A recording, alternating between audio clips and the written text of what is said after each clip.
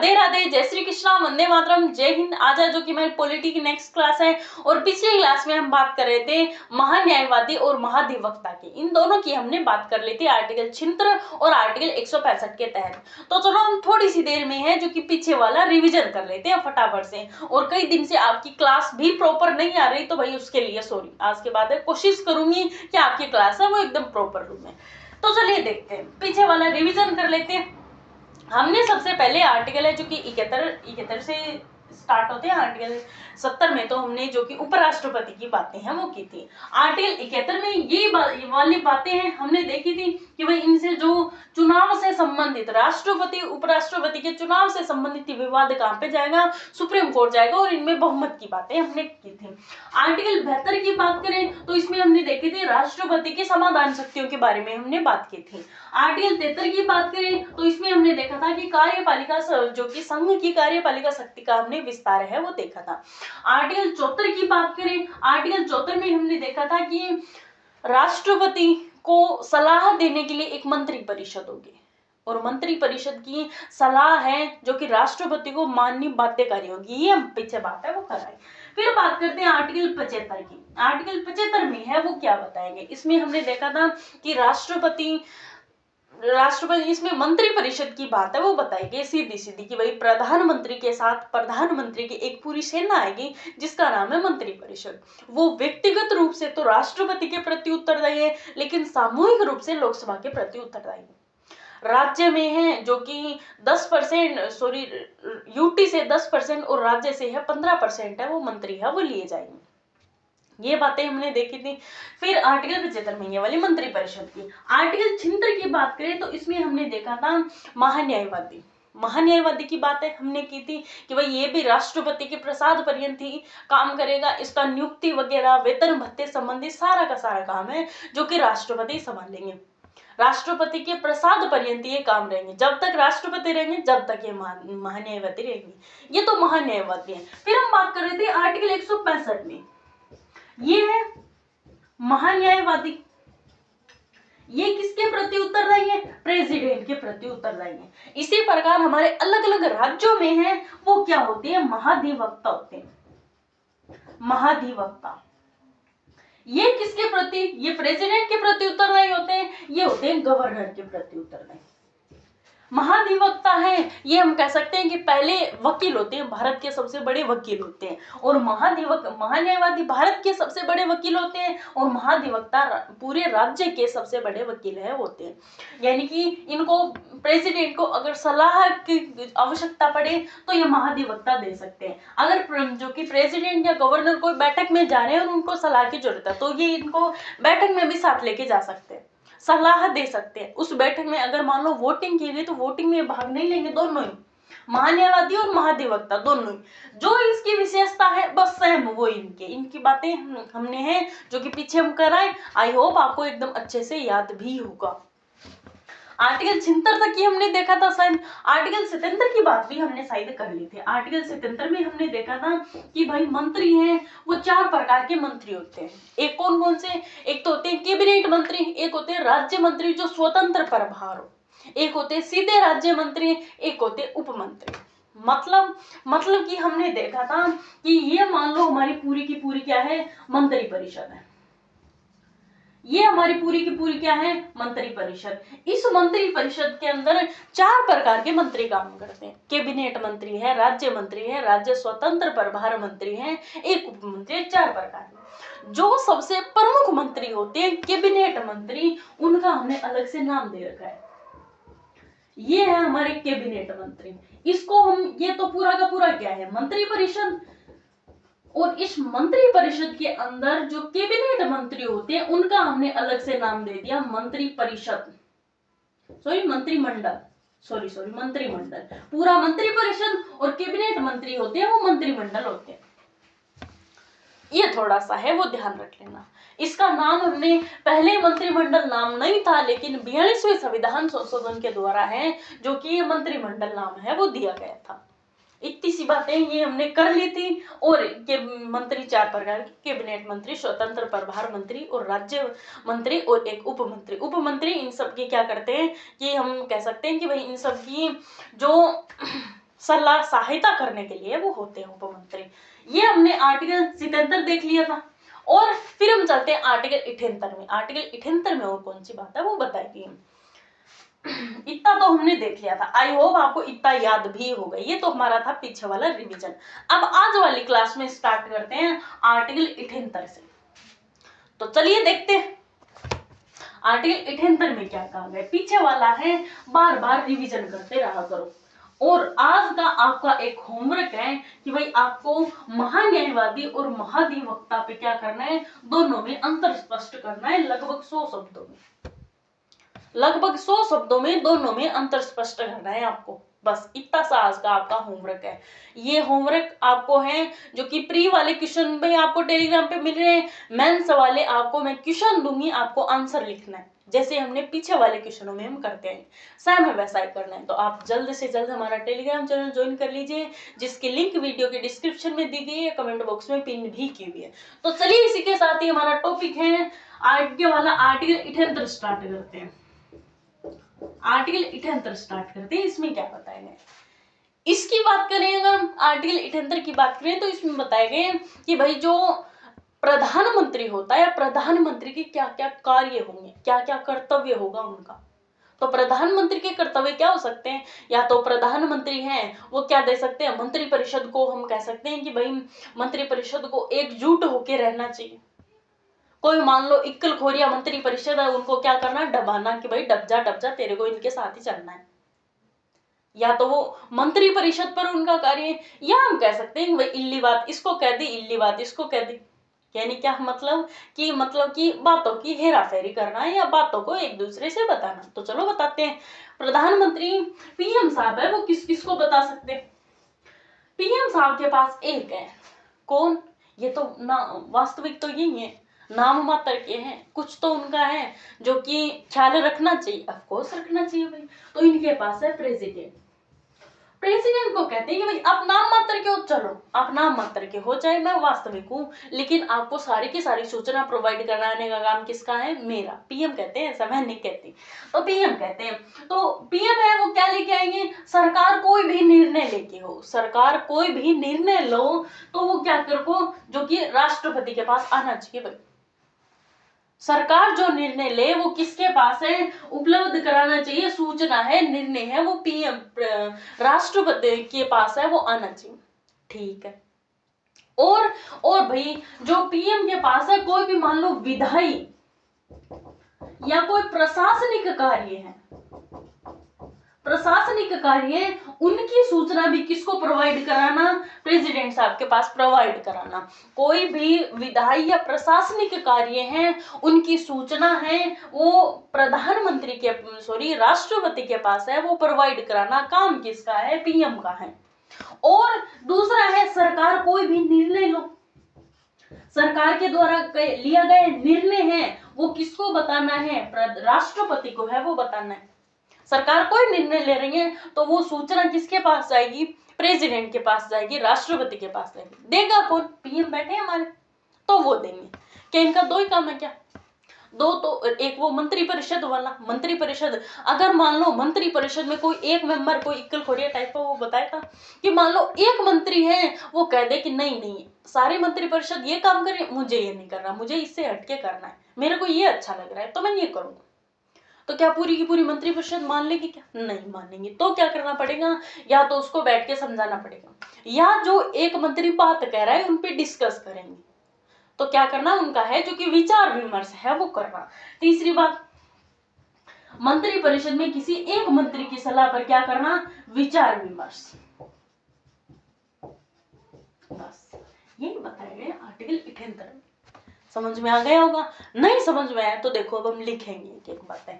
बस यहाँ एक बार फिर से देख लो, सरकार के द्वारा लिया गया निर्णय प्रेसिडेंट के पास सूचना जानी चाहिए, सरकार के विधायी या प्रशासनिक कार्यों की जो सूचना है वो भी प्रेसिडेंट के पास जानी चाहिए। मंत्री परिषद पर एक मंत्री कोई है जो कि अलग विचार करे, अलग अपनी सहमति दे, तो उन पे पूरी मंत्री परिषद पर विचार करना, या उस एक मंत्री को भी मंत्री परिषद है उसमें मिला लेना सलाह के अकॉर्डिंग। तो चलो देखते हैं, लिखते हैं इसको। समझ में तो आपको आ गया होगा। क्या क्या बताया था मैंने कि प्रधानमंत्री के कर्तव्य, प्रधानमंत्री के कर्तव्य, कर्तव्य कौन कौन से?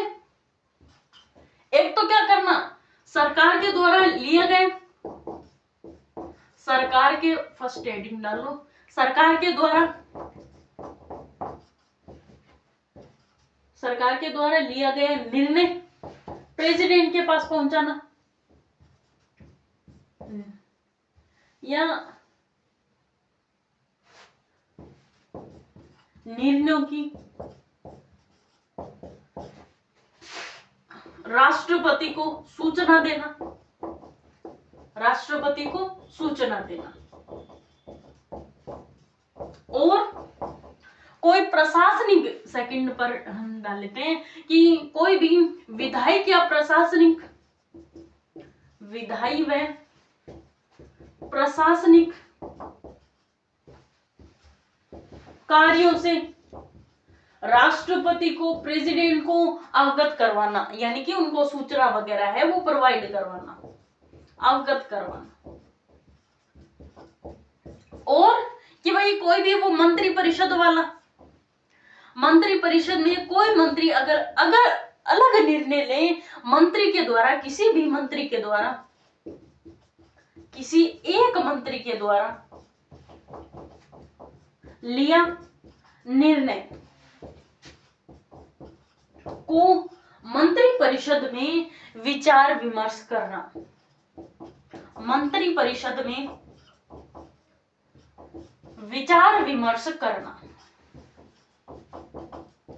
विचार विमर्श करना, बस यही है हमारे राष्ट्रपति के कर्तव्य। सीधी सीधी बातें कि भाई पहला है कि सरकार के द्वारा लिया गया निर्णय हो तो वो किसके पास आना चाहिए, प्रेसिडेंट को सूचना देनी पड़ेगी, किसको, प्रधानमंत्री। दूसरा है विधायी व प्रशासनिक कार्यों को प्रेसिडेंट के क्या करना पड़ेगा, अवगत करवाना पड़ेगा, भाई इनके मामले में भी क्या करो, इनको सूचना दो। क्या वो खुद नहीं ले सकते? नहीं, प्रेसिडेंट है, ऐसे कैसे खुद ले लेंगे? तो ये तो काम ही किसका है, प्रधानमंत्री साहब का है, पीएम साहब का है। तीसरा, किसी मंत्री के द्वारा लिया गया निर्णय हो तो वो क्या करना है, पूरी की पूरी मंत्री परिषद में है जो कि विचार विमर्श करना है। हम किसी भी मंत्री को क्या नहीं कर सकते, सबको संतुष्ट करेंगे, किसी को भी असंतुष्ट है वो नहीं कर सकते। काम किसका, ये भी मंत्री परिषद, ये भी पीएम साहब का है। तो ये हमें बताया गया आर्टिकल 78 में, सीधी सीधी बात। आई होप अब आपको आर्टिकल 78 है वो अच्छे से समझ में आ गया होगा। फिर आगे वाली बात करते हैं। आगे है हमारी ये सीधे 78 वाला हो गया। आगे बात करते हैं, आगे बात करेंगे आर्टिकल 69 की। उसमें क्या कहा है, उसमें अब सीधे सीधे हैं। अब इसमें सबसे पहले हमें बताया गया कि संसद के बारे में। तो मैंने संसद का नाम लिया तो आपको याद आ गया कि भाई हमारी नई वाली संसद है वो कब बनी थी। तो चलो देखते हैं। अब हम आर्टिकल 69 में हमारी संसद की बात है वो बताएंगे सीधी सीधी। तो चलिए देखते हैं। ये हो गया होगा। आप चाहो तो फटाफट से इसका स्क्रीनशॉट वगैरह लेना चाहो तो ले लो, सीधी सीधी बातें हैं बस। आर्टिकल 69,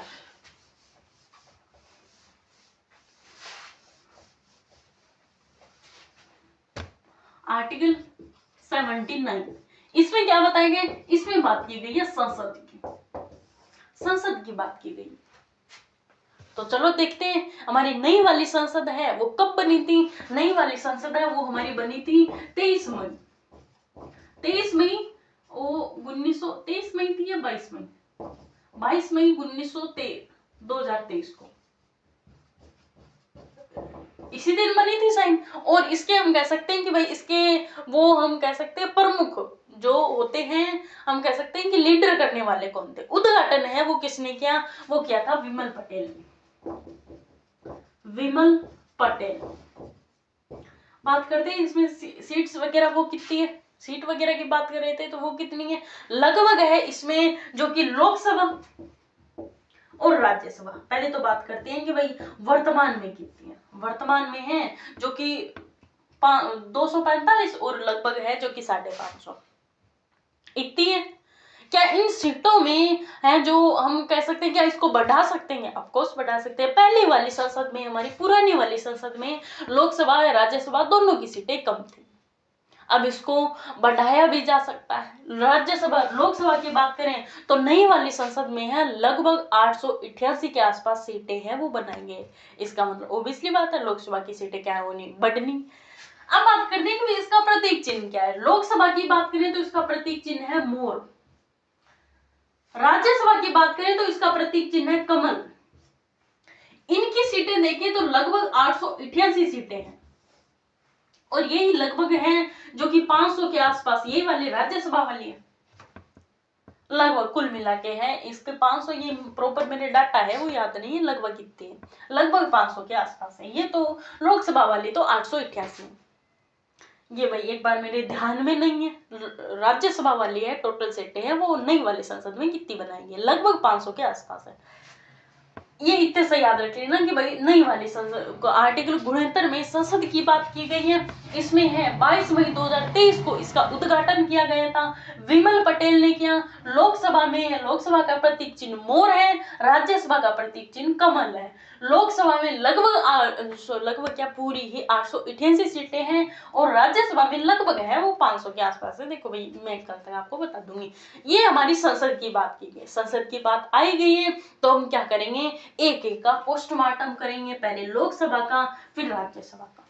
पहले राज्यसभा का क्यों करें, पहले राज्यसभा का इसलिए करेंगे कि हमारे आर्टिकल 80 में राज्यसभा की ही बात की गई है, आर्टिकल 81 में हमारे लोकसभा की बात की गई है। तो ये सीधे सीधे फैक्ट है, रटने पिटने वाली कोई बात नहीं है। आगे वाले आर्टिकल 80 में हेडिंग डालो राज्यसभा। अब हम बात करेंगे राज्यसभा की। ये हो गए सीधी सीधी बातें हमारी।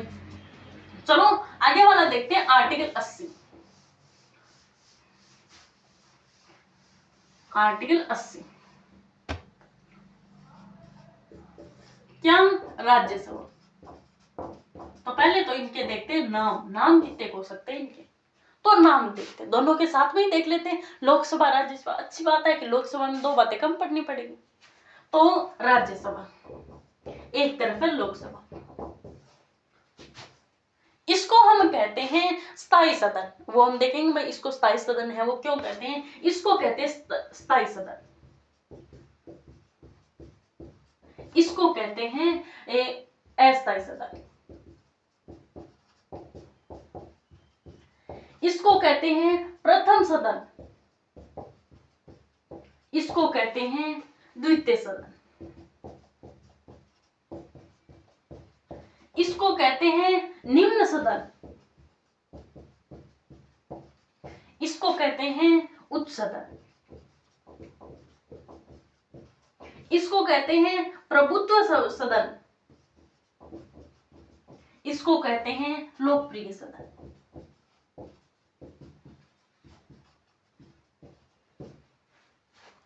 सीधे सीधे हैं ये हमारा कि जो मेंबर ऑफ स्टेट, इसमें सीधे सीधे हैं मेंबर ऑफ स्टेट। ये हम कह सकते हैं कि भाई ये वाला है हमारा कि हाउस ऑफ पीपल, ये है हमारा house of state, house of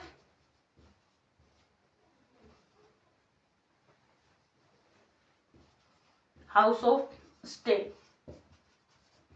ये हमारा हाउस ऑफ पीपल,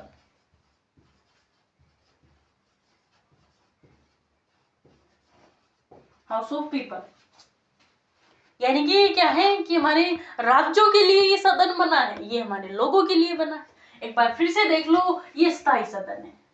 इसमें क्या नहीं होता, भाई इसमें है किसी का भी हम कह सकते हैं कि पूरे के पूरे राज्यसभा के मंत्री एक साथ नहीं जाते। क्या जाते हैं, प्रत्येक 2 वर्ष में चुनाव होता है और वो भी लगभग 1/3 सदस्य वो जाते हैं, पूरे सदस्य एक साथ नहीं जाते। इसमें तो जब है जो एक मान लो कि राष्ट्रपति को है एकदम है बहुमत नहीं मिला तो क्या है पूरी की पूरी लोकसभा एक साथ हट सकती है।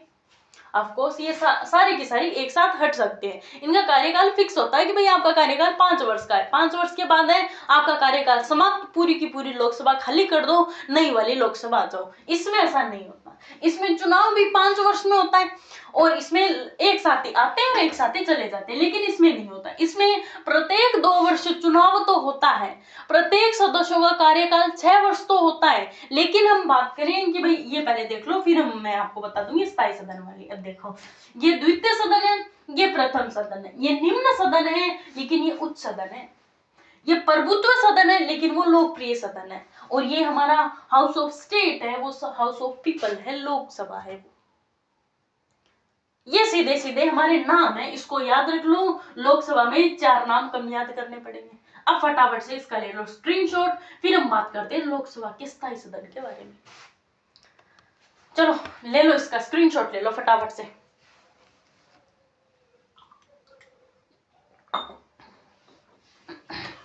हो गया होगा, आगे चलो। पहले इसकी नाम ही ले लिया तो इसकी बात कर लेते हैं। देखो इसकी बात करते हैं, देखो स्थायी सदन की बात करते हैं। लोकसभा में, सॉरी राज्यसभा में है जो कि प्रत्येक 2 वर्ष में चुनाव होते हैं। चुनाव कितने वर्ष में होते हैं? 2 वर्ष में। लेकिन सदस्यों का कार्यकाल है, मेंबर का सदस्यों का कार्यकाल है वो होता है 6 वर्ष का। 6 वर्ष का कार्यकाल। प्रत्येक 2 वर्ष में चुनाव तो होता है, लेकिन इस प्रत्येक 2 वर्ष में लगभग 1/3 सदस्य तो चले जाते हैं और 1/3 सदस्य नहीं आ जाते हैं। मतलब कि लगभग 2/3 सदस्य, 2/3 की बात कर लेते हैं कि भाई 2/3 सदस्य जाएंगे, 2/3 सदस्य नहीं आ जाएंगे, पुराने चले जाएंगे। बस पूरी की पूरी राज्यसभा नहीं जाएगी, लगभग 2/3 सदस्य वो ही जाएंगे। बस ये इसके चुनाव और इसकी बातें अभी आगे करेंगे, इसको छोड़ दो एक बार। स्थायी सदन अभी हम और इसकी डिटेल में मैं आपको आगे बता दूंगी अभी। और बात करते हैं लोकसभा। अब बात करते हैं लोकसभा के मेंबर की, कि भाई लोकसभा में है लगभग अधिकतम कितने सदस्य हो सकते हैं। लोकसभा के अधिकतम सदस्यों की बात करूं मैं, एक तो होता है हमारा अधिकतम सदस्य, अधिकतम सदस्य। एक होते हैं कि भाई हमारे वर्तमान में कितने सदस्य हैं, वर्तमान सदस्य की बात करते हैं। अगर मैं अधिकतम सदस्य की बात करूं, लगभग इसमें 250 सदस्य हो सकते हैं, 250 सदस्य हो सकते हैं। फिर इसको भी हम 2 भागों में बांटेंगे, एक होते हैं नॉमिनेट होते हैं, एक होते हैं इलेक्टेड। एक आते हैं निर्वाचित होके, एक सीधे के सीधे नॉमिनेट होके आते हैं, नियुक्त होके आते हैं। इलेक्टेड की बात करते हैं, नॉमिनेट की बात करें तो इसमें है 12 सदस्य नॉमिनेट होके आते हैं। इलेक्टेड की बात करें तो बचे सदस्य यहां से लगभग है, जो कि लगभग 238 सदस्य हमारे क्या होते हैं, इलेक्टेड यानी कि निर्वाचित होते हैं। इसमें नियुक्त की बात करूं, नॉमिनेट की बात करूं, नियुक्त सदस्यों की बात करूं, क्या ये हमारे इसको कहां से लेके आते हैं? क्या सड़क पे कोई व्यक्ति चल रहा है, उसको पकड़ के लेके कि भाई क्या करेंगे, तेरे को है राज्यसभा का सदस्य बनाएंगे, तेरे को हमने राज्यसभा में नियुक्त कर लिया, कैसा हो सकता है? नहीं, ऐसा नहीं हो सकता। इनकी भी हम क्या सकते हैं, कुछ विशेष बंदा होना चाहिए, कुछ इनकी भी क्या होनी चाहिए, खासियत होनी चाहिए। खासियत क्या हो, या तो वो है किसी न किसी मामले में वो एक्सपर्ट हो, जैसे कला के क्षेत्र में, साहित्य के क्षेत्र में, विज्ञान के क्षेत्र में, या कोई समाज सेवी हो, समाज सेवा के मामले में एक्सपर्ट हो। तो जो कि इन्हीं सदस्यों, इनकी कोई है, कोई जानकार हो इन सदस्य, कोई कला का, साहित्य का, विज्ञान का, समाज सेवा का, तो इन्हें क्या कर सकते हैं हम, जो कि राज्यसभा में नियुक्त कर सकते हैं। और ये वाली बात हमारी लोकसभा के जो कि नियुक्त सदस्य है उनमें बात की गई। तो आज से ध्यान रखना, किसी भी सदस्य कोई भी सड़क वगैरह पर चल रहा है तो उसका हम क्या नहीं कर सकते, हाथ पकड़ी ऐसे नहीं कह सकते कि भाई चलो तेरे को क्या करेंगे, राज्यसभा का सदस्य बनाएंगे, ऐसे है, नहीं हो सकता, कुछ है खासियत होती है। चलो ये तो हमने बात की अधिकतम की, अधिकतम के मामले में ज्यादा नहीं चाहिए। फिर हम बात करते हैं वर्तमान की, भाई ये छोड़ो, हमें तो क्या बता दो कि वर्तमान में कितने सदस्य हैं। वर्तमान में है लगभग है वो 245, लगभग क्या पूरे 245 सदस्य है। तो इनकी भी बात करते हैं। ये भी तो दो प्रकार से आते हैं, ऑफकोर्स आते हैं। एक आते हैं नॉमिनेट होके, एक आते हैं इलेक्टेड होके, एक होते हैं निर्वाचित होके, एक आते हैं सीधे नियुक्त होके। हमें तो ये वाला बता दो। इसकी बात करें तो नॉमिनेट सदस्य वही 12 होके आएंगे, नियुक्त सदस्य 12 ही होके आएंगे। फिर हम बात कर रहे हैं इलेक्टेड की। इसमें बचे सदस्य यहाँ पे जो लगभग हैं, जो कि 233 सदस्य, 233 सदस्य, सॉरी 223 सदस्य, नहीं 233 सदस्य, 233 सदस्य हमारे क्या आएंगे, निर्वाचित होके आएंगे। 12 सदस्य हमारे हैं जो कि नियुक्त होके आएंगे। अब इन 233 सदस्यों का क्या करते हैं, पोस्टमार्टम करते हैं। तो चलो देखते हैं, इनकी बात करते हैं।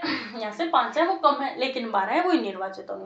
अब इनमें से भी हमारे कुछ आते हैं राज्य से, इनमें से भी कुछ है जो कि राज्य से निर्वाचित होके आते हैं, कुछ यूटी से निर्वाचित होके आते हैं, कुछ स्टेट से निर्वाचित होके आते हैं। इनकी बात करते हैं। इनमें यूटी वाले की बात करें कि भाई यूटी में कितने निर्वाचित होके आते हैं, तो यूटी से आते हैं हमारे 9 सदस्य, 9 सदस्य हैं हमारे यूटी से जो कि निर्वाचित होके आते हैं। बचे सदस्य हमारे राज्य से आते हैं। तो चलो राज्य वाले का देखते हैं कि भाई राज्य से हैं, जैसे कि हमारे राज्य से कितने कितने सदस्य हैं वो आ सकते हैं। तो इनकी बात करते हैं। पहले इतना सा थोड़ा सा देख लो, फिर हम इसको ग्राफ को है थोड़ा सा और डिटेल करते हैं। एक बार फिर से देख लो, अधिकतम सदस्य, वर्तमान सदस्य। अधिकतम सदस्य 250 है, वर्तमान सदस्य 245 है, 5 कम है। अधिकतम की बात करें तो इलेक्टेड आते हैं 238 और जो कि नॉमिनेट आते हैं 12 सदस्य। कला, साहित्य, विज्ञान, समाज सेवी के मामले में क्या हो, एक्सपोर्ट हो। अब इसी बात को हम वापस वहां नहीं लिखेंगे, इतना थोड़ा सा ध्यान रख लो। अब इसका ले लो फटाफट से स्क्रीनशॉट, फिर आगे चलें। हाँ,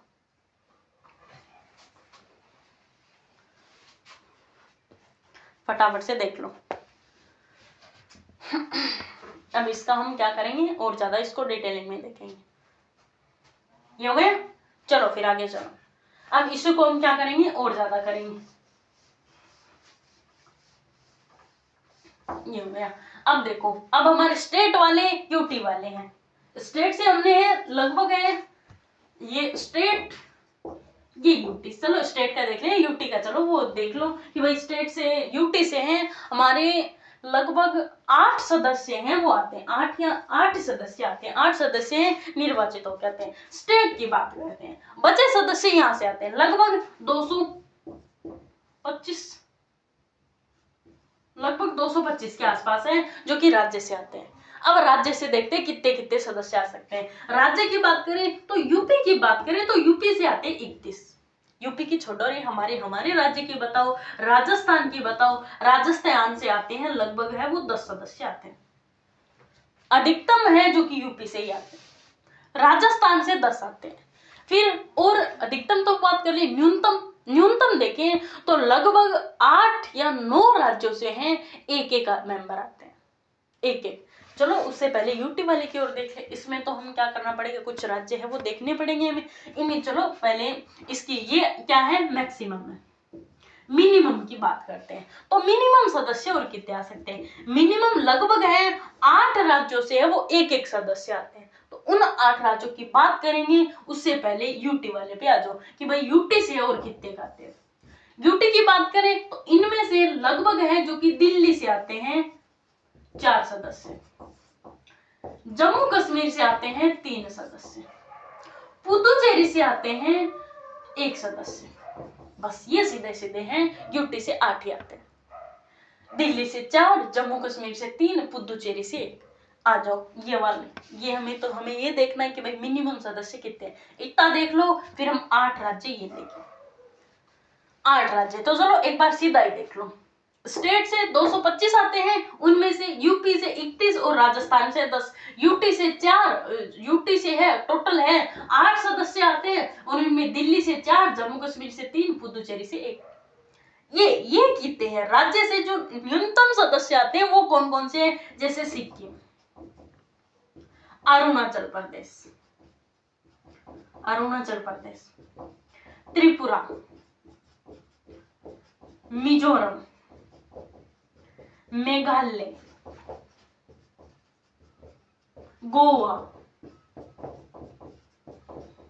और कौन कौन से रह गए? नागालैंड।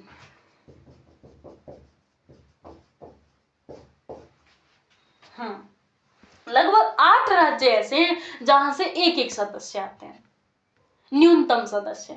अधिकतम यूपी से कितने आते हैं? 31 आते हैं। ये राजस्थान से 10, ये हमारे न्यूनतम सदस्य। लगभग इनमें है, इन 8 राज्यों से हैं एक एक सदस्य आते हैं। किसके लिए? राज्यसभा के लिए।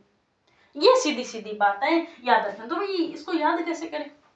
याद सीधा सीधा ऐसा कर लो कि भाई आपको जो अष्टलक्ष्मी वाले 8 राज्य हैं, उत्तर पूर्व वाले 8 राज्य हैं, उनको याद कर लो और उनमें से क्या कर लो, असम को लो घटा और उसमें गोवा जोड़ दो। असम को घटा के असम को निकाल लो और उसमें गोवा जोड़ दो। सीधे सीधे देखो, एक सिक्किम, अरुणाचल प्रदेश, त्रिपुरा, मिजोरम, मेघालय, नागालैंड और असम को मैंने नहीं लिखा और असम के स्थान पे गोवा लगा दिया। बस ये हमारे हैं राज्यसभा के सदस्यों के बारे में। अधिकतम जो कि 250, 250 वर्तमान में, जो कि 245, इनमें से 12 तो नॉमिनेट हो जाते हैं हमारे। कैसे? ये क्या, इसकी विशेषता क्या होनी चाहिए कि वो कला, विज्ञान, साहित्य, समाज सेवी, किसी के मामले में एक्सपर्ट हो, ज्ञाता हो, अच्छा ज्ञाता हो। 233 में इनमें से भी स्टेट से है वो लगभग 225 और यूटी से 8। यूटी से 8 आते हैं, उनमें से दिल्ली से 4 आएंगे, जम्मू कश्मीर से 3 आएंगे, पुदुचेरी से 1 आएगा। स्टेट की बात करें 225 सदस्य, इसमें से भी यूपी से 31 आएंगे, राजस्थान से 10 आएंगे और अष्टलक्ष्मी वाले हैं त्रिपुरा, मिजोरम, मेघालय, नागालैंड और जो कि गोवा है, अरुणाचल प्रदेश है, सिक्किम है, इनसे एक एक सदस्य आएंगे। ये मिनिमम सदस्य। ये है हमारी राज्यसभा की सीधी सीधे सदस्यों की बातें। अब हम करेंगे राज्यसभा का चुनाव। आ जाओ, राज्यसभा का चुनाव करवाएंगे, ये याद रह जाएगा अब आपको। अब एक काम करना, इसको फिर से, ये चार्ट है, आप फिर से बनाना एक बार। ये चार्ट है, फिर से बना लेना। अब आपको तो याद हो ही गया होगा, नहीं याद हुआ तो इसको थोड़ा सा ध्यान में रख लेना बस। अब चलो करते हैं हम राज्यसभा का निर्वाचन। राज्यसभा का निर्वाचन कराएंगे हम।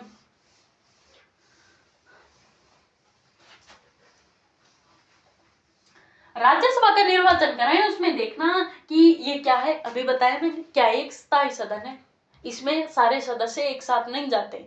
फिर हम बात करते हैं निर्वाचन, पहले इनकी बात करते हैं निर्वाचन की, कि भाई इनके निर्वाचन में भाग कौन कौन लेता है। क्या इनका निर्वाचन है डायरेक्ट रूप से होता है, प्रत्यक्ष रूप से होता है कि भाई जनता इनके मतदान में भाग ले, कि आज कहां जा रहे हैं, आज हमारे वोट है तो आज हम राज्यसभा के सदस्य हैं वो नियुक्त करने जा रहे हैं, क्या ऐसा होता है? नहीं, ऐसा नहीं होता। तो राज्य जो कि जनता है प्रत्यक्ष रूप से इसको निर्वाचित करती नहीं है, तो बीच वाले मेंबर हैं, बीच वाले जनता और राज्यसभा के बीच में एक प्रतिनिधि का काम करते हैं, वो कौन होते हैं? एमएलए, विधानसभा के सदस्य। तो हमारे इनका चुनाव है, क्या होता है? अप्रत्यक्ष रूप से होता है, इनडायरेक्ट रूप से होता है, अप्रत्यक्ष निर्वाचन। इनके चुनाव में भाग कौन लेते हैं? सीधा लिख लो, या तो एमएलए या है जो कि विधानसभा के सदस्य। विधानसभा के सदस्य, विधानसभा के सदस्य होते हैं वो किसको चुनते हैं? जो कि राज्यसभा के सदस्य उनको चुनते हैं। एमएलए होते हैं वो राज्यसभा के सदस्यों को चुनते हैं। क्या हम लोकसभा में भी ऐसे करते हैं क्या? नहीं, लोकसभा है जो कि डायरेक्ट रूप से चुनाव होता है, जनता है लोकसभा के सदस्यों को चुनती है। वो क्या है? हाउस ऑफ पीपल है। ये क्या है? हाउस ऑफ स्टेट है। वो नाम में बताया था, तो उनका एक एक नाम का हम जो कि आगे जिक्र करते जाएंगे, आप तो बस थोड़ा सा धैर्य रखो। विधानसभा के सदस्यों के द्वारा इनका चुनाव है वो किया जाता है, ठीक है। क्या ये जो कि राज्यसभा है, क्या ये जनसंख्या के आधार पर होता है या स्टेट के आधार पर होता है? नहीं भाई, ये हमारे होता है जो कि जनसंख्या के आधार पर है, जो कि राज्यसभा के सदस्य है ये चुने जाते हैं।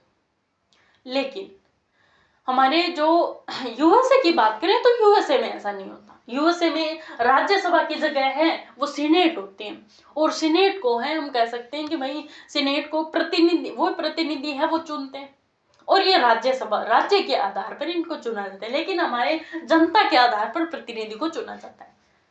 फिर बात करते हैं इनमें कि भाई इनके प्रत्यक्ष चुनाव तो नहीं होते, कौन भाग लेते हैं? विधानसभा के सदस्य है वो भाग लेते हैं। तो इनका निर्वाचन पद्धति कौन सी है? तो निर्वाचन मंडल की बात कर ली तो इनमें पद्धति है वो कौन सी है? क्या हम फर्स्ट पास्ट पोस्ट सिस्टम रखेंगे? क्या नहीं, वो तो क्या होती है प्रत्यक्ष चुनाव में होती है। लोग जब जनता जब भाग लेती है तब हम क्या करते हैं फर्स्ट पास्ट पोस्ट सिस्टम करते हैं, लेकिन यहाँ पे वो तो नहीं है, तो हम करेंगे अनुपातिक प्रतिनिधित्व प्रणाली। अनुपातिक प्रतिनिधित्व प्रणाली इनकी बात हम कराएं, फर्स्ट पास्ट पोस्ट सिस्टम और अनुपातिक प्रतिनिधित्व प्रणाली दोनों में हम अंतर स्पष्ट भी कराएं, या एकल सकर्मणीय मत प्रणाली, इनको और लिखो तो एकल सकर्मणीय मत प्रणाली लिख लो। ये था भाई हमारे राज्यसभा का निर्वाचन और पद्धति। निर्वाचन करवाए तो इनका निर्वाचन है, इनका कार्यकाल है, हम कह सकते हैं कि भाई निर्वाचन का काल कितना है? प्रत्येक 2 वर्ष में क्या होते हैं? चुनाव होते हैं। सदस्य का कार्यकाल देखें कि सदस्यों का कार्यकाल होता है वो होता है 6 वर्ष, 5 वर्ष नहीं 6 वर्ष। 5 वर्ष लोकसभा में होता है, उसको हम पढ़ेंगे आगे। सदस्यों जब 2 वर्ष में इनका चुनाव होता है तो लगभग 2/3 सदस्य क्या होते हैं? 2/3 सदस्यों का कार्यकाल हो जाता है समाप्त, और 2/3 सदस्य आ जाते हैं इनमें। हम कह देंगे कि भाई प्रत्येक 2 वर्ष में क्या करते हैं? 2/3 सदस्यों की अदला बदली कर लेते हैं। 2/3 सदस्य जिनका कार्यकाल पूरा हो गया उनको भेज देते हैं, और नए सदस्य उनको ले आते हैं। बस ये इनकी सीधी सीधी बात है। अगर मैं आपसे क्वेश्चन पूछ लूं कि भाई राज्यसभा का सभापति है वो कौन होता है? राज्यसभा का सभापति कौन होता है? तो आपके दिमाग में फट से आएगा कि हाँ भाई हमारे उपराष्ट्रपति हैं वो राज्यसभा के सभापति होते हैं, और वो तो पदेन सभापति और होते हैं। जब वो उपराष्ट्रपति का पद धारण करते हैं तो ऑटोमेटिक रूप से है वो राज्यसभा के सभापति बन जाते हैं, उनको तो अलग कोई योग्यता भी नहीं है, ऑटोमेटिकली राज्यसभा के सदस्य सभापति है वो बन जाते हैं। तो आपके दिमाग में है आया होगा। ये हमारी सीधी सीधी चुनाव से संबंधित है वो बातें थी। अब हम बात करते हैं कि भाई राज्यसभा की शक्तियां हैं वो कौन कौन सी है। राज्यसभा की शक्तियों के बारे में हम बात करेंगे। तो इनमें से देखो, इसमें अगर आप एक लाइन और लिखना चाहो तो राज्यसभा के सदस्य हैं वो जनसंख्या के आधार पर चुने जाते हैं। जनसंख्या के आधार पर। लेकिन यूएसए की सीनेट है ना, यूएसए की हम कह सकते हैं कि भाई यूएसए की राज्यसभा जिसको कहते हैं सीनेट, वो कैसे होते हैं? स्टेट के आधार पर होते हैं, स्टेट के आधार पर। बस अब हम बात करते हैं कि राज्यसभा की शक्तियों के बारे में। एक बार फिर से देख लो कि भाई राज्यसभा का चुनाव है, अप्रत्यक्ष निर्वाचन होता है, जनता स्वयं नहीं चुनती। कौन चुनते हैं? विधानसभा के सदस्य, एमएलए हैं वो इनको चुनते हैं, मेंबर ऑफ लेजिस्लेटिव असेंबली। पद्धति कौन सी होती है? अनुपातिक प्रतिनिधित्व प्रणाली, एकल सकर्मणीय मत प्रणाली के द्वारा इनको चुना जाता है। इनका है चुनाव प्रत्येक 2 वर्ष में होता है, लेकिन चुनाव में लगभग 2/3 सदस्य की क्या होती है? अदला बदली होती है, पुराने वाले चले गए नए वाले आ गए। क्या पुराने कहीं से भी हो सकते हैं? नहीं, ऐसे पुराने नहीं होंगे। जिनका कार्यकाल 6 वर्ष का पूरा हुआ है वो ही जाएंगे, अदर नहीं जा सकते। कि भाई ऐसे नहीं हो कि भाई इनका चुनाव हमने है लगभग मान लो कि 2000 हमने 14 में करवाया और 2016 में कह दिया नहीं भाई ये 2014 वाला सदस्य कुछ पुराना हो गया, इसको नया ले लेंगे। नहीं, ऐसा नहीं होता। जिनका कार्यकाल 6 वर्ष का हो गया उसका ये दड़ा बदली कर सकते हैं। सदस्यों का कार्यकाल 6 वर्ष का होता है। जनसंख्या के आधार पर चुनते हैं, लेकिन सीनेट में है स्टेट के आधार पर चुना जाता है। बस अब हम बात करेंगे राज्यसभा की शक्तियों के बारे में। बस बातें हो गई हमारी। पहली बात तो हम देखते हैं कि कि भाई राज्यसभा की शक्तियां तो देखेंगे, लेकिन उससे पहले हम देखेंगे कि राज्यसभा की विशेष शक्तियां वो कौन सी होती हैं, कि भाई ऐसी शक्तियां जो लोकसभा के पास नहीं है, सिर्फ और सिर्फ राज्यसभा के पास है। तो हम कह सकते हैं कि राज्यसभा की विशेष शक्तियां जो किसके पास नहीं है, लोकसभा के पास नहीं है, सिर्फ और सिर्फ राज्यसभा के पास है। ठीक है, तो चलो चुनते हैं। इनकी बात करें तो पहली बात कर लेते हैं। अब आपके दिमाग में आया होगा, जब हमने उपराष्ट्रपति पढ़ा था, उपराष्ट्रपति को हटाने की प्रक्रिया देखी थी, उसमें हमने देखा था कि भाई इसमें लोकसभा की जरूरत नहीं पड़ती। अगर लोकसभा में बहुमत जाता है तो वो साधारण बहुमत से ही पारित हो जाता है, लेकिन राज्यसभा में वो विशेष बहुमत से पारित होता है और उपराष्ट्रपति पद को हटाने के लिए सिर्फ और सिर्फ राज्यसभा की जरूरत होती है, लोकसभा की जरूरत हमें होती नहीं है। क्यों? क्योंकि उपराष्ट्रपति है वो राज्यसभा का सभापति है वो। तो हम कह सकते हैं, हमने आर्टिकल कौन से में पढ़ा था, अब आपको वो भी याद आना चाहिए कि आर्टिकल है जो कि हमने आर्टिकल 67 में ये बात है वो देखी थी। तो आप लिखना चाहो तो लिख लो, आर्टिकल 67 था। आर्टिकल 67 में हमने क्या देखा था, आर्टिकल 67 ही था क्या, पूरा ध्यान में, हाँ आर्टिकल 67। इसमें हमने देखा था उपराष्ट्रपति को हटाने की प्रक्रिया, उपराष्ट्रपति को हटाने की प्रक्रिया।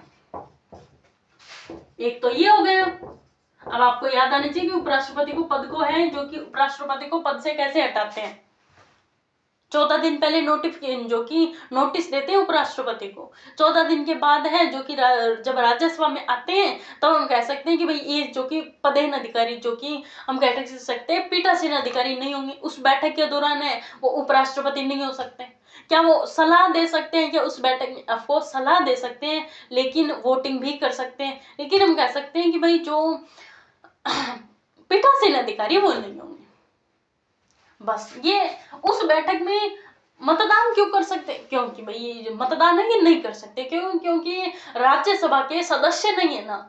लोकसभा में वो जब है लोकसभा के अध्यक्ष को हटाया जाता है तो वो है जो कि उस बैठक में चुनाव कर सकता है, मतदान में भाग भी ले सकता है। क्यों? क्योंकि लोकसभा का अध्यक्ष है वो लोकसभा का मेंबर होता है, राज्यसभा का सभापति होता है वो राज्यसभा का जो कि मेंबर नहीं होता, ये तो उपराष्ट्रपति है। इसको तो हम चक्के लेके आए कि भाई आप हमारे राज्यसभा के सभापति बन जाओ, ये इनके सदस्य वो नहीं होते। आगे बात करते हैं, आगे और कौन कौन सी है। आर्टिकल 312 में एक बात है, कौन सी बात है आर्टिकल 312 में? आर्टिकल 312 में बात है कि अगर कोई हमें अखिल सेवाएं अगर लागू करनी हो तो उनको सिर्फ और सिर्फ राज्यसभा लागू कर सकती है। अखिल सेवाएं मतलब हमें क्या करनी है, अखिल सेवाओं में क्या कर सकती है, वृद्धि कर सकती है कोई भी। जैसे कि हम कह सकते हैं आईएएस, आरएस, आईपीएस या आईएफएस, ये तीन हैं जो कि क्या है, अखिल सेवाएं। ये तीनों की तीनों अखिल सेवाएं हैं। तो बात करते हैं इनमें, अगर मान लो कि और भी कोई अखिल सेवाएं लागू करनी हो तो कर सकते हैं राज्यसभा, ऑफकोर्स कर सकते हैं। कौन से आर्टिकल? आर्टिकल 312। बात करें इनको कब, इनकी बात करें, आईएएस की बात करें तो 1947 से पहले इसका नाम था इंडियन सिविल सर्विस। अब क्या है, इंडियन एडमिनिस्ट्रेटिव सर्विस, और पहले था इंडियन जो कि Indian commission service, sorry Indian civil service. कब? 1947 में। आईपीएस की बात करें, इंडियन पुलिस सर्विस की बात करें तो पहले इसका नाम था इंडियन पुलिस, बस इतना ही था, आईपी था। कब? 1947 में। इसकी बात करें इंडियन फॉरेन सर्विस की बात करें तो पहले इसका नाम था इंडियन फॉरेन सर्विस, लेकिन इसका नाम है लगभग 1947 के बाद पड़ा, फिर इसका नाम आईएफएस तो था, लेकिन इनका नाम है, फुल फॉर्म है वो चेंज कर देंगे कि भाई आईएफएस का मतलब ऐसे नहीं होता इंडियन फॉरेन सर्विस, अब होगा इंडियन फॉरेस्ट सर्विस, भारतीय वन सेवा। पहले क्या था कि भारतीय विदेश सेवा, अब है भारतीय वन सेवा, इंडियन फॉरेस्ट सर्विस। तो ये बात याद रखना कि भाई ये तीन है हमारी अखिल सेवाएं हैं, इसमें अगर कोई वृद्धि करनी हो तो राज्यसभा कर सकती है। बस दो हो गई, तीसरे वाले की बात और देखते हैं। दो तो एक तो उपराष्ट्रपति पद को हटाने के लिए सिर्फ और सिर्फ राज्यसभा की जरूरत होगी, और अखिल सेवाओं को लागू करने के लिए सिर्फ और सिर्फ राज्यसभा की जरूरत होगी। अखिल सेवाएं कितनी है हमारी? एक आईएएस है, एक आईपीएस है, एक आईएफएस है। आईपीएस को 1947 से पहले आईसीएस कहते थे, इंडियन सिविल सर्विस कहते थे। आईपीएस को सिर्फ आईपी कहते थे, और आईएफएस को पहले इंडियन फॉरेन सर्विस था, अब है इंडियन फॉरेस्ट सर्विस। बस ये तीन बातें हैं अखिल सेवाएं की बातें। ये विशेष अधिकार में, विशेष शक्तियों में आता है। क्या हम कह सकते हैं कि भाई इनकी जो विशेष शक्तियां दो या क्या एक विशेष शक्ति और है, उसको और देखते हैं। देखो तो एक और है, वो कौन सी है? दो तो हो गई हमारी, तीसरे की बात करते हैं। देखो एक हम बात करते हैं कि भाई हमारे पास क्या है, लिस्ट है वो तीन है। कौन कौन सी? एक राज्य संघ सूची, हमारे पास सूची तीन है, संघ सूची, राज्य सूची, समवर्ती सूची। State list, central list, state list और कंकरेटिव लिस्ट, समवर्ती सूची। अब बात करते हैं इन तीनों सूची पे राज्यसभा क्या संसद है वो किस किस पे कानून बना सकती है। संसद संघ सूची पर भी बना सकती है, राज्य सूची पे कानून नहीं बना सकती, लेकिन विशेष परिस्थितियों में संघ समवर्ती सूची पे भी क्या बना सकते हैं, कानून बना सकते हैं। फिर हम बात करते हैं राज्य सूची पे बेटी क्यों नहीं बना सकती, इसकी बात करते हैं। इसको बनाने के लिए क्या करना चाहिए? इसको बनाने के लिए हमें क्या करना है, सिर्फ और सिर्फ संसद से अनुमति लेनी है, और अनुमति लेगा सिर्फ और सिर्फ राज्यसभा। कितने सदस्यों के साथ? राज्यसभा अनुमति लेगा 2/3 सदस्यों के साथ है जो कि अनुमति लेगा। 2/3 सदस्य हैं जो कि पार्लियामेंट से, संसद से अनुमति लेंगे। संसद से अनुमति ली, चलो अनुमति ले ली, तो बहुमत किस प्रकार से पारित होना चाहिए? बहुमत है जो कि विशेष बहुमत से संसद में पारित होना चाहिए, विशेष बहुमत से संसद में पारित होना चाहिए। लो, अगर ये संसद में पारित हो गया तो हम क्या कर सकते हैं, इसमें लोकसभा की जरूरत नहीं होती। राज्यसभा में 2/3 सदस्य अगर संसद से अनुमति ले ले विशेष बहुमत के द्वारा, और बहुमत अगर संसद में पारित हो गया, तो हम क्या कर सकते हैं, स्टेट जो कि स्टेट लिस्ट पे भी संसद है वो कानून बना सकती है, संसद कानून बना सकती। चलो हमने बना दिया, सब कुछ हो गया हमारा। संसद से 2/3 सदस्यों ने अनुमति भी ले ली, विशेष बहुमत के द्वारा पारित भी हो गया, और राज्य सूची पे है कानून भी बना दिया। तो वो कानून चलेगा कब तक? वो कानून सिर्फ और सिर्फ 1 वर्ष तक ही चलेगा, 1 वर्ष से ज्यादा नहीं चल सकता। अगर आपको वो ही कानून अगर 1 वर्ष से ज्यादा चलाना है तो ये वाली प्रोसेस फिर से दोहरा लो, राज्यसभा से 2/3 सदस्य फिर से ले आओ। लेकिन आपने एक बार कानून बनाया तो वो क्या चलेगा, 1 वर्ष तक ही चलेगा साहब, इससे आगे नहीं चल सकता। कानून 1 वर्ष तक ही चलेगा। कौन सा? कि भाई जो राज्य सूची ने है, संसद ने है राज्य सूची पे जो कानून बनाए वो सिर्फ 1 वर्ष का कार्यकाल होगा उनका। 2 वर्ष का चाहिए तो फिर से ये वाली प्रोसेस है वो दोहरा लो। ये कौन से वाले आर्टिकल में बताए गए? आर्टिकल 249 में। बस अब इसको लिखते हैं। आई होप आपको ये समझ में आ गया हो, नहीं समझ में आया तो एक बार फिर से देख लो। ये राज्यसभा 2/3 सदस्यों के द्वारा संसद से अगर विशेष बहुमत के द्वारा अनुमति ले ले तो राज्य सूची के विषयों पर संसद कानून बना सकती है, और उन कानून का कार्यकाल 1 वर्ष का होगा। बस अब तो समझ में आया होगा। अब इसको लिखते हैं।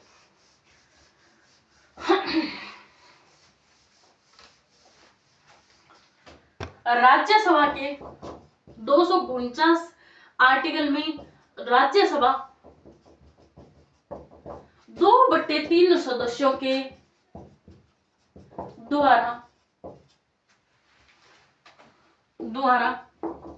संसद से अनुमति, संसद से प्रस्ताव,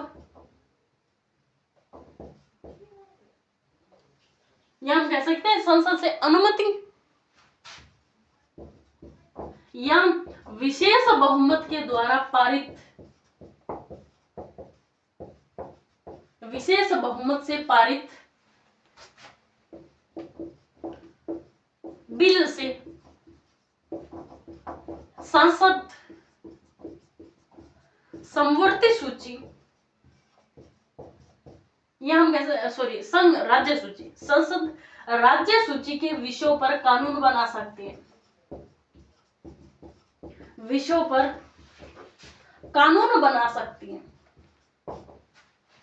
कानून बना सकती है। बस ये है हमारा आर्टिकल 249 में, ये भी संसद की विशेष शक्ति, राज्यसभा की विशेष। क्या इसमें लोकसभा की, नहीं, लोकसभा की जरूरत पड़ी नहीं है, तब ये क्या है, राज्यसभा की विशेष शक्तियां हैं ये। और बस इतना ही। इन कानून का है, बनाए गए कानून का है कार्यकाल सिर्फ 1 वर्ष का ही रहेगा, 2 वर्ष का, 1 वर्ष से ज्यादा चलानी है तो प्रोसेस को फिर से दोहरा लो कि राज्यसभा से या 2/3 सदस्यों के द्वारा संसद में विशेष बहुमत से बिल को पारित करवा लो और राज्य सूची के कानून बना लो। बस यही था हमारा राज्यसभा की 3 शक्तियां। राष्ट्रपति को, उपराष्ट्रपति को महाभियोग के द्वारा अखिल सेवाओं में वृद्धि के लिए, और संसद को राज्य सूची पे के विषय पे कानून बनाने के लिए। तो आज वाली क्लास में हमने पढ़ा राज्यसभा के बारे में। राज्यसभा के सदस्य देखे, अधिकतम देखे, वर्तमान में देखे, निर्वाचन मंडल, निर्वाचन पद्धति, कार्यकाल वगैरह सदस्यों का, राज्यसभा की विशेषताएं देखी। ये था हमारा राज्यसभा। कौन से वाले आर्टिकल में, आर्टिकल 80 में बात बताई गई है सारी की सारी। आप कोई अलग मत बता देना, लेकिन ये मैंने विशेष शक्तियां बताई है ना, ये कुछ अलग आर्टिकल में। तो ये भाई था हमारा, जो कि आज की क्लास में हमने राज्यसभा के बारे में है वो पढ़ा था। आई होप आपको अच्छे से समझ में भी आया होगा। अगर आपको अच्छे से समझ में नहीं आया, कोई आपको समझ में नहीं आया कोई टॉपिक वगैरह, तो आप है जो कि इस क्लास में आप कमेंट कर देना, जिसका आंसर मैं नेक्स्ट वाली क्लास के अंदर सबसे पहले ही दे दूंगी आपको, आपका आंसर मिल जाएगा आपको। तो चलो भाई, आज वाली क्लास में इतना ही। और मैंने आपको एक जो हम होमवर्क दिया है, वर्क दिया है कि भाई आपको क्या करना है, महान्यायाधिवक्ता और महान्यायवादी और महाधिवक्ता के बीच में दोनों में अंतर स्पष्ट करना है, और लगभग 100 शब्दों में। तो चलो भाई, आज वाली क्लास में इतना ही। और कल वाली क्लास में हम पढ़ेंगे लोकसभा आर्टिकल 81 में। आज की क्लास में इतना ही। अगर आपको सब कुछ समझ में आ गया, क्लास आपको पसंद आई, तो आप क्लास को लाइक करें, चैनल पे नए हैं तो चैनल को सब्सक्राइब कर लें, लेकिन टेलीग्राम को ज्वाइन करना तो कतई मत भूलना। तो चलो भाई, आज वाली क्लास में इतना ही। मिलते हैं नेक्स्ट वाली, कल वाली पॉलिटी की क्लास में राज्यसभा के साथ। तब तक के लिए आप सभी को राधे राधे, जय श्री कृष्ण, वंदे मातरम, जय हिंद।